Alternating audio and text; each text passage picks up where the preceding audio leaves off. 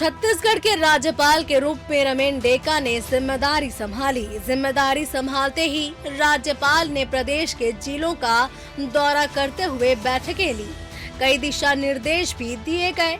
राज्यपाल के दौरे और बैठकों पर सवाल भी खड़े हुए, लेकिन अब एक बार फिर से लोक भवन यानी कि राजभवन से जारी आदेश ने कई सवाल खड़े किए हैं। कांग्रेस को एक बार फिर बीजेपी को घेरने का मौका मिला है। कांग्रेस के पूर्व प्रदेश अध्यक्ष धनेंद्र साहू ने कहा, महामहिम को राजनीति करने की ललक है। महामहिम राज्यपाल महोदय को राजनीति करने का काफी अधिक ललक है और जिस तरह से एक राजनेताओं की तरह प्रदेश की दौरा कर रहे हैं और अब धीरे धीरे ऐसा लगता है कि शासन के कामों में इतना अधिक हस्तक्षेप है कि सरकार को अब जरूरत नहीं पड़ रही है। अब सीधा राज्यपाल महोदय जी इन कामों में हस्तक्षेप कर रहे हैं। बेहतर होता कि बहुत सारे विधेयक आज उनके दस्तखत के लिए पड़े हुए हैं। पिछड़ा वर्ग का 27% आरक्षण की फाइल आज 3 साल से वो दबा के बैठे हैं, तो उसको दस्तखत करने की फुर्सत नहीं मिल रही है महामहिम महोदय जी को। वहीं लोक भवन की ओर से जारी आदेश में राज्य के 15 शासकीय महाविद्यालयों से जुड़े अधिनियमों का हवाला दिया गया है, जिसके तहत राज्यपाल विश्वविद्यालयों के कुलाधिपति होते हैं। विश्वविद्यालयों को निर्देश दिए गए हैं कि किसी भी नियुक्ति प्रक्रिया या अनुशासनात्मक कार्रवाई के पहले आवश्यक अनुमोदन लिया जाए। इसके साथ ही जांच के बाद लिए जाने वाले हर अंतिम फैसलों में भी कुलाधिपति की मंजूरी जरूरी होगी। अब इस विषय पर सरकार के जिम्मेदार का कहना है कि अनेक बार शासकीय निर्णय होते हैं, राज्यपाल महोदय कुलाधिपति होते हैं। इस नाते विश्वविद्यालयों के सबसे बड़े प्रशासनिक होते हैं। अपने विवेक से उन्होंने ये निर्णय लिया होगा। देखिए, अनेक बार प्रशासनिक निर्णय होते हैं। राज्यपाल महोदय कुलाधिपति होते हैं, इस नाते विश्वविद्यालयों के सबसे बड़े प्रशासनिक अधिकारी होते हैं। उन्होंने अपने विवेक से प्रशासनिक दृष्टि से ये निर्णय लिया होगा। राजभवन से जारी पत्र को सरकार के काम में दखल के रूप में देखा जा रहा है। राजभवन ने कृषि, चिकित्सा और उच्च शिक्षा सचिव को पत्र भेजा है। अब इस पत्र के बाद एक बार फिर से कई सवाल खड़े हो रहे हैं। अब देखना ये होगा कि इस आदेश का आने वाले समय में कितना और कैसा असर पड़ता है। Bureau report, TV 24 news, Raipur.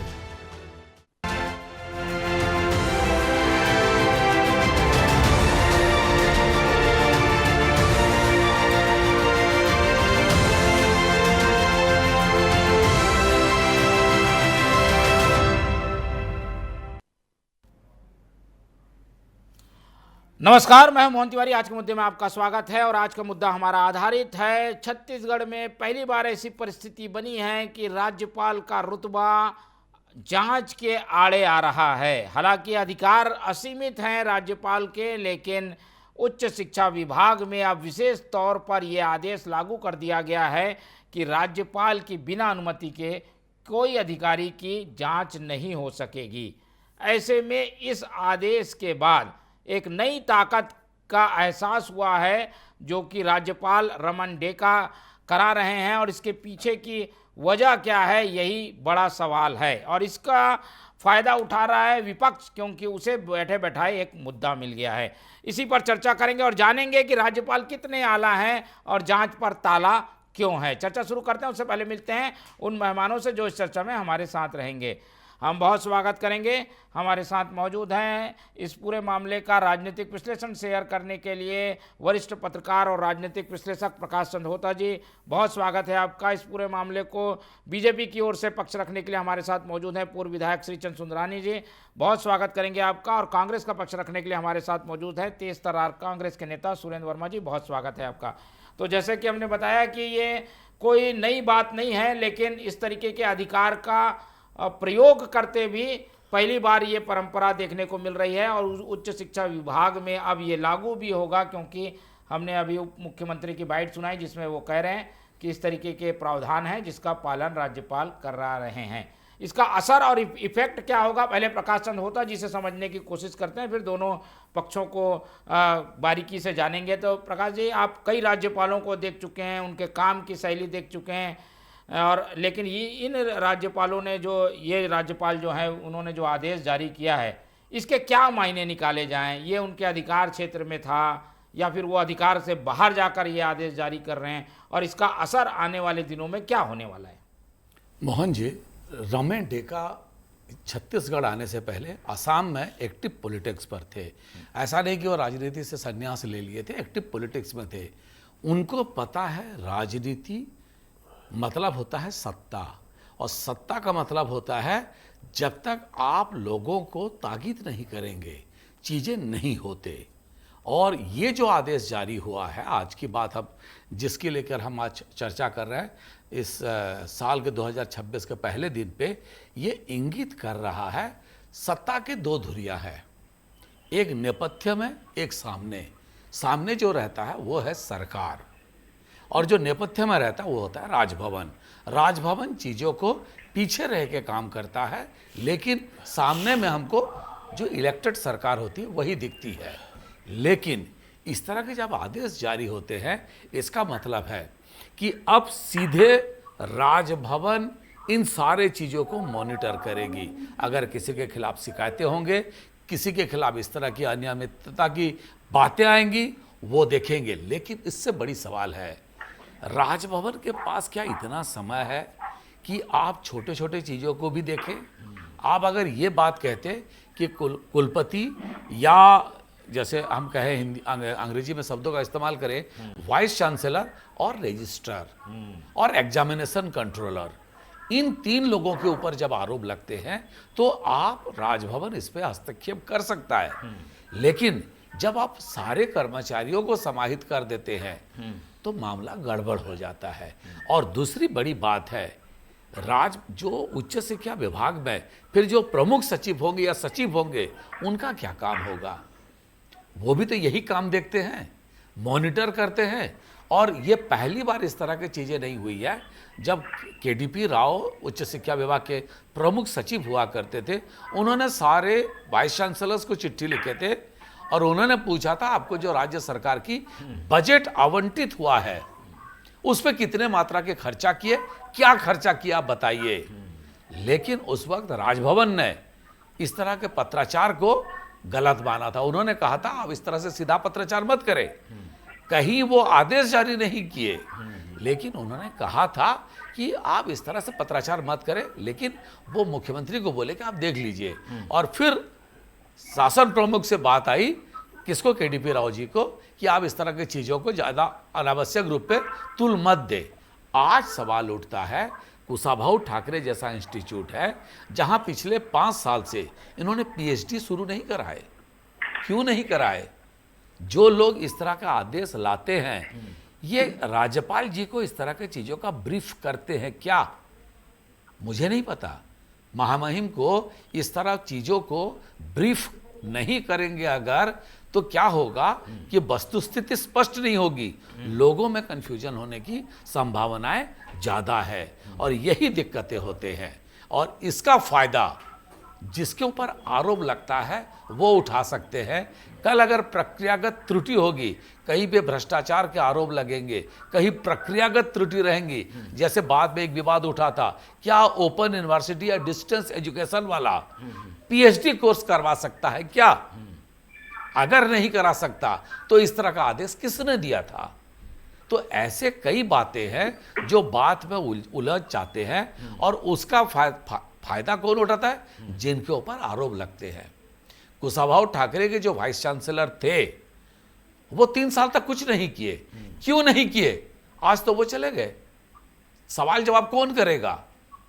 लेकिन वो नहीं करने का खामियाजा आज तो हम राजभवन को नहीं पूछ सकते ना कि आपने क्यों नहीं करवाया। राजभवन को ब्रीफ ही नहीं किया गया था कि कुशाभाऊ ठाकरे में 5 साल से पीएचडी की कोर्स नहीं हो रही है, सही समय पे एकेडमिक काउंसिल की बैठक हो रही है क्या? जो बताने वाले और बाकी चीज है, आप राज्यपाल को इस तरह के चीजों पे उलझा देंगे तो जो संवैधानिक चीजें हैं वो उसको कैसे करेंगे?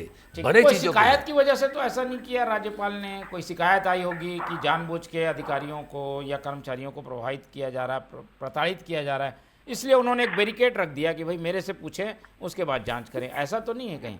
देखिए, मैं जितना जानता हूं राजभवन को और सरकार को, अगर कोई बड़ा डिसीजन लेना होता है तो मुख्यमंत्री जी या मुख्य सचिव स्वतः जाते हैं और राज्यपाल जी के संज्ञान में ले आते हैं। ऐसी ऐसी घटनाएं हुई है। अगर जेब, आप अगर कह रहे हैं कि जो जेब की घोटाला हुआ या कोई खरीदी में अनियमितता हुई या किसी वाइस चांसलर को समय से पहले सरकार हटा रही है, तो ऐसा नहीं है कि सरकार स्वयं निर्णय लिया होगा।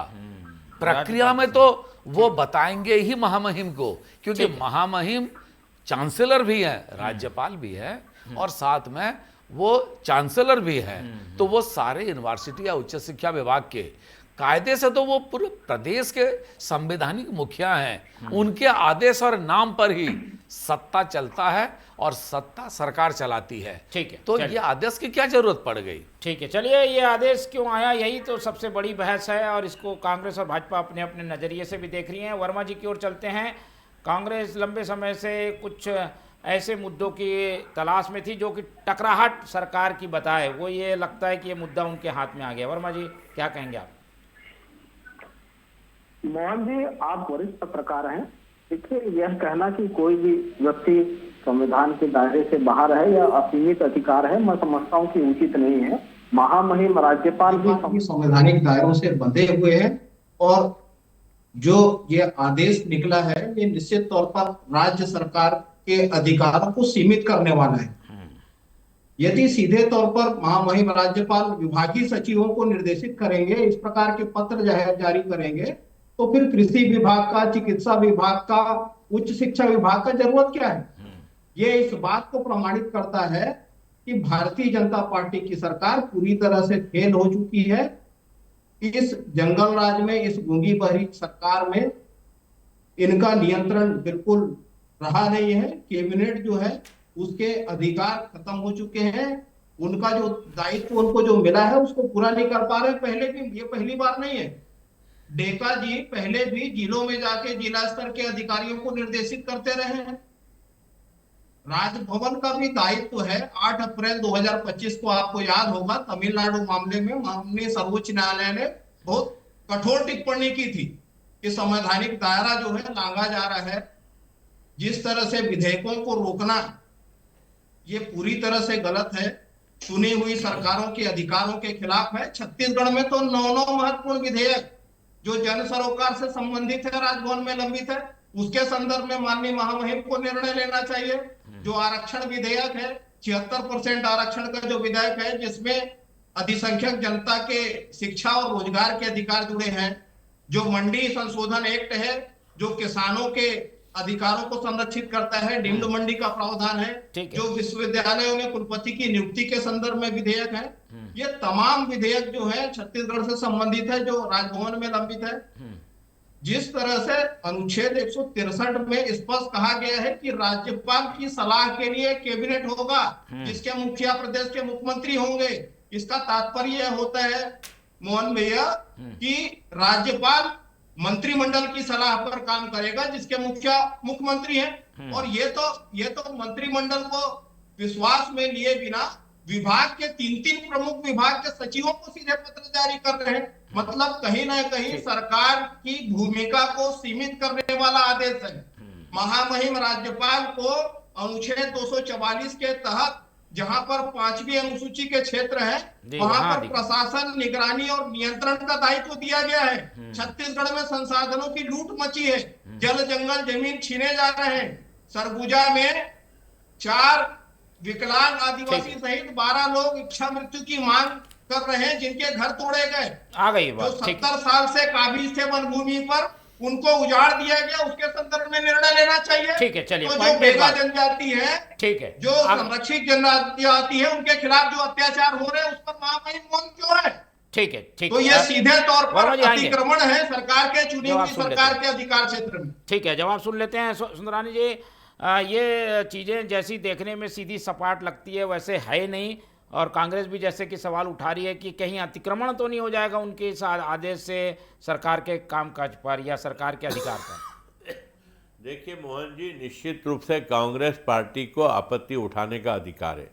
वो विपक्षी पार्टी है, विपक्ष में है, इसलिए हर चीज़ को वो अपने नज़रिए से बुरा ही देखेंगे और उनको बुरा ही दिखेगा। राज्यपाल जी के अधिकार, राज्यपाल ने जो काम किया, ऐसा एक भी काम कांग्रेस ने किया क्या कि वो नियम के विरुद्ध में जाके अपने अधिकार क्षेत्र से बाहर जाकर उन्होंने किया। ये बात अलग हो सकती है कि लोक भवन ने पहले बहुत सारी चीज़ों पे एक्शन नहीं लिया होगा, कोई राज्यपाल ने एक्शन नहीं लिया होगा, कोई राज्यपाल जिलों में जाके स्थिति का आकलन नहीं किया होगा। हो सकता किसी राज्यपाल ने शैक्षणिक उच्च स्तरीय शैक्षणिक संस्थाओं के मामले में कोई निर्णय नहीं लिया होगा। हाँ, हालांकि उनको पूरा अधिकार है, कुलाधिपति हैं वो शिक्षा के ही प्रमुख हैं, नियुक्ति उनके हस्ताक्षर से होती है कुलपति की। तो निश्चित रूप से वहाँ अगर कोई कमियां हो रही या वहाँ कोई जांच की बात आ रही है, कोई परेशानी की बात आ रही है, तो निश्चित रूप से जवाबदेही तो बनती है गवर्नर साहब की, राज्यपाल महोदय की। तो उन्होंने अपने अधिकार में अधिकारों का उपयोग कुछ लोग नहीं करते हैं, कुछ करते हैं। ये रमन डेका जी अपने अधिकारों का उपयोग कर रहे हैं और उनको ये अधिकार दिया है संविधान ने। संविधान से बाहर जाकर अगर उन्होंने एक भी काम किया होता तो कांग्रेस पार्टी को बढ़ चढ़कर हिस्सा लेने की जरूरत थी, आरोप लगाने की जरूरत थी। नहीं, इससे असहज तो नहीं है सरकार, इसको स्वीकार कर रहे हैं ना? नहीं, इससे क्यों होगी, सरकार को क्या परेशानी है इससे? वो चाहते हैं कि जांच हो, जांच में थोड़ी बाधा पहुंचा रहे। जांच उनकी जानकारी में होना चाहिए, जांच उनको बता के किया जाना चाहिए। उपकुलाधिपति हैं वो, तो कुलाधिपति हैं तो कहीं ना कहीं कुलपति की नियुक्ति भी तो उनके हाथों से होती है। तो आज कहीं ना कहीं प्रत्यक्ष अप्रत्यक्ष रूप से राजभवन इसका पालक होता है, तो जांच का भी अधिकार उनको होगा। या उन्होंने जिलों का दौरा किया, अभी मैं सुरेंद्र वर्मा जी को सुन रहा था कि उन्होंने जिलों का दौरा किया, उनको ये नहीं करना चाहिए, उनको वो नहीं करना चाहिए। मैं बोलता हूँ वो सब नहीं करना चाहिए। तो आपने बताइए ना किस धारा में लिखा हुआ है कि राज्यपाल जिलों का दौरा नहीं कर सकता, अधिकारियों से बात नहीं कर सकता, या शिक्षा उच्च शिक्षा में वो जांच के आदेश नहीं है। इसके पहले भी नियमों में अगर कहीं नियमों का उल्लंघन अगर कोई राज्यपाल करता हो तो किसी को भी आवाज उठाने की जरूरत है। लेकिन जब नियमों में है, पहले राज्यपालों ने नहीं किया और ये कर रहे हैं तो क्यों कर रहे हैं, ये सवाल नहीं उठना चाहिए। अगर इनके अधिकार क्षेत्र में है, नियमों में है, संविधान ने उनको ये अधिकार दिया तो निश्चित रूप से वो अपने संविधान का उपयोग कर रहे हैं। दूसरों ने नहीं किया तो नहीं किया। कांग्रेस क्या इसे बेवजह हवा दे रही है? निश्चित रूप से कांग्रेस बेवजह हवा दे रही है। वर्मा जी जवाब जल्दी, फिर होता जी के पास चलेंगे। मोहन भैया, ये भारतीय जनता पार्टी के केंद्र सरकार का षड्यंत्र है। इनको अपनी ही पार्टी के राज्य सरकारों पर भरोसा नहीं है, इसीलिए जो है 2025 में यूजीसी के नियमों में परिवर्तन किया गया, जिसका दुरुपयोग यहाँ के राजभवन से हो रहा है।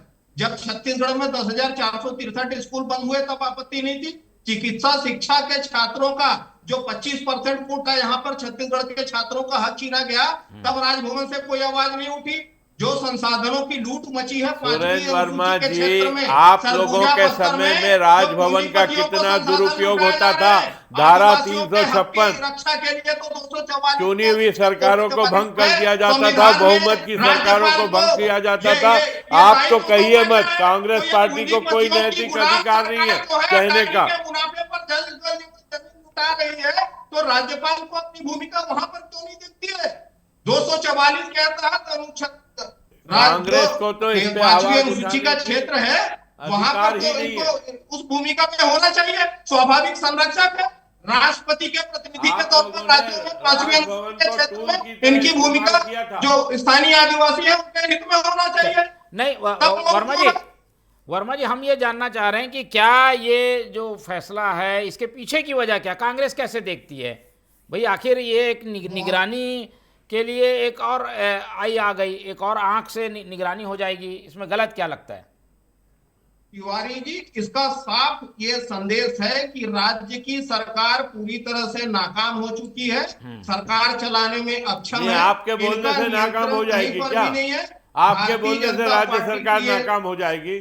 ठीक है, चलिए ये इसका विश्लेषण हम समझ लेते हैं प्रकाश चंद्र होता जी से। होता जी, कई राज्यपाल आए और भूपेश बघेल जी के समय भी राज्यपाल थे, पर ये इनके कार्यशैली काफ़ी अलग लग रही है, पहले दिन से काफ़ी एक्टिव भी दिख रहे हैं। इसे माना क्या जाए, इनके एक्टिवनेस है या फिर ये थोड़ा नियम से बाहर जाकर भी काम कर रहे हैं? मोहन जी, राजभवन में आज तक 25 साल में जो आके रहे, सबकी अपनी कार्यशैली है। दिनेश नंदन सहाय जी वो सारे चीज करते थे, लेकिन प्रधानमंत्री और उस वक्त के गृह मंत्री यानी कि अटल बिहारी वाजपेयी और लाल कृष्ण आडवाणी से वो सीधे चर्चा कर लेते थे, क्योंकि यहाँ कांग्रेस की सरकार थी और अपने ढंग से चीजें हो जाते थे। जब नरसिम्हन राजभवन पे रहे, याद करिए, उन्होंने ये भी आदेश जारी कर दिया था, आप राजभवन जाएंगे तो क्या ड्रेस पहन के जाएंगे। महेंद्र कर्मा जब गए थे, नेता प्रतिपक्ष, उनको बाहर रोकवा दिया गया, उनका चेकिंग होगा बोले। वो Z+ सिक्योरिटी के थे। कौन चेक करेगा? सिपाही चेक करेगा कि जो नेता प्रतिपक्ष जिनके पास Z+ है वो कोई हथियार तो नहीं ले रहे हैं। ये क्या महामहिम बोले थे? नहीं बोले। लेकिन राजभवन में जब इस तरह की चीजें होती है, और एक राज्यपाल तो ऐसे थे जो मिलना चाहे उनसे कहा जाता था आप अपना बायोडाटा जमा करें पहले, आप कौन हैं, क्या हैं, कितने पढ़े लिखे हैं, सारी चीज दीजिए।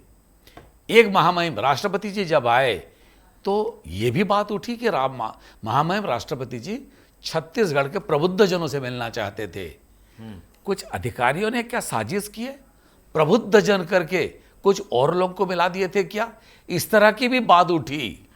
सवाल उठता है, आज जिस बात को लेकर विवाद की स्थिति कांग्रेस और बीजेपी कर रहे हैं, इसका फायदा किसको मिलेगा? राज्य सरकार तो खुश होगी, क्योंकि अगर आप कभी RTI लगाएंगे, उस पर क्या कार्रवाई हुई तो राज्य सरकार कहेगी राजभवन की बात है, हम उस पर क्या कहेंगे। लेकिन जब किसी के ऊपर कार्रवाई की बात होगी, जब कोर्ट पे मामला जाएगा, बेल की बात आएगी, तो कही जाएगी कि इसका तो राजभवन से अभी तक अनुमति नहीं ली गई है, तो कार्रवाई कैसे होगी। तो प्रक्रिया में ज्यादा कठिन, ज्यादा जटिल हो गया है, और इसका कहीं वेस्टेड इंटरेस्ट वाले लोग इसका फायदा ना उठा ले। बाद में जो राजभवन है, जिसको आप लोक भवन बोले, जो भी नाम दे दें, लेकिन वो राजभवन और सरकार में ऐसा तो नहीं है कि ये धीरे धीरे करके एक अविश्वास के वातावरण कुछ लोग निर्मित कराना चाहते हैं, क्योंकि इस तरह की विवाद क्यों उठ रही है। कहीं विवाद की बात नहीं होनी चाहिए। अगर वो चांसलर है, वो उच्च शिक्षा विभाग के सारे यूनिवर्सिटी के मुखिया राजभवन के प्रमुख यानी कि राज्यपाल होते हैं, तो ऐसे में इस तरह के विवाद क्यों उठ रहा है। और ये विवाद जब उठ रहा है तो वेस्टेड इंटरेस्ट जहां जहां है, जहां जहां गड़बड़ियां हुई, जैसे मैंने आपको इंगित किया, उन लोगों के ऊपर कार्रवाई करने का अधिकार किसके ऊपर है, और कार्रवाई कोई करेगा क्या। और माननीय महामहिम राज्यपाल जी के संज्ञान में इस तरह की चीजें लाया जाता है क्या। एक सवाल कांग्रेस का भी ले लेते हैं, फिर सीधे जवाब सुंदरानी जी से। कांग्रेस भी इसमें कुछ ऐड कर दे तो सीधा फिर सुंदरानी जी से पूछ लेंगे जी। तिवारी जी, देखिए, जैसा कि भारतीय जनता पार्टी के नेता बार बार कह रहे हैं कि उनकी जानकारी में होना चाहिए, ये जानकारी का मामला नहीं है, ये उनसे सहमति की बात है। बिना सहमति के भ्रष्टाचार की जांच भी नहीं हो सकती। ये कैसी पारदर्शिता है, ये तो सीधे सीधे षड्यंत्र है। भ्रष्टाचारियों को बचाने के लिए राजभवन की आड़ लिया जा रहा है। ये एक षड्यंत्र है भारतीय जनता पार्टी की सरकार का। राजभवन के नाम पर भ्रष्टाचार की जांच पर ये पर्देदारी करना चाहते हैं, भ्रष्टाचारियों को बचाना चाहते हैं, इसीलिए इस प्रकार के आदेश राजभवन से निकलवाए जा रहे हैं। लोकतंत्र में जो हमारी संवैधानिक व्यवस्था है, जो हमारा ढांचा है, उसमें विधायिका को अधिकार होता है, संवैधानिक प्रमुख जरूर होते हैं महामहिम, लेकिन वो कैबिनेट की सलाह पर ही काम करते हैं। ये कैबिनेट को बाईपास करके विभागों के सचिव को इस प्रकार से पत्र लिखकर बाधित करें, कि चपरासी चौकीदार भी यदि भ्रष्टाचारी है तो उसके खिलाफ भी जांच के लिए आपको महामहिम की अनुमति लगेगी। ये तो सीधे सीधे भ्रष्टाचार को संरक्षण देने ठीक है वाली सुंदरानी बात। जल्दी इस तरीके के सवाल जो हैं वो आप लोगों को परेशान करते रहेंगे बड़े इस आदेश के बाद। दुर्भाग्यजनक उन्होंने सवाल खड़े किए हैं। क्या आप सीधा सीधा राजभवन, राज्यपाल पर लोक भवन और राज्यपाल पर सीधा आरोप लगा रहे कि वो भ्रष्टाचारियों को संवैधानिक दायरे से बाहर कोई भी नहीं है। नहीं, हर संवैधानिक दायरे व्यक्ति से के बाहर कार्यों की समीक्षा कैसे नहीं है? आज भी न्यायपालिका को है, पहले भी हुए। नहीं, राज्यपाल के खिलाफ तो आप असीमित सीधा अधिकार सीधा नहीं आरोप है। लगा रहे हैं।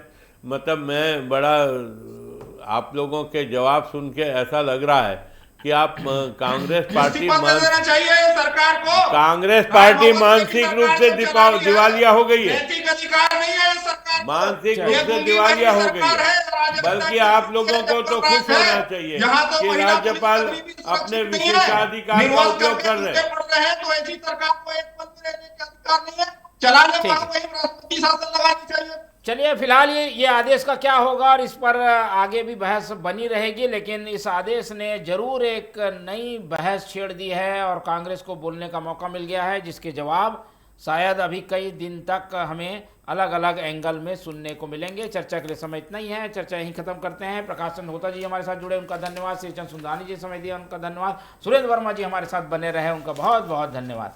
तो तीनों मेहमानों को धन्यवाद कहते हुए आज की ये चर्चा यहीं खत्म करते हैं और आप लोग से रखते हैं उम्मीद कि आप लोग देखते रहेंगे TV24। रखिए अपना बहुत ख्याल। नमस्कार।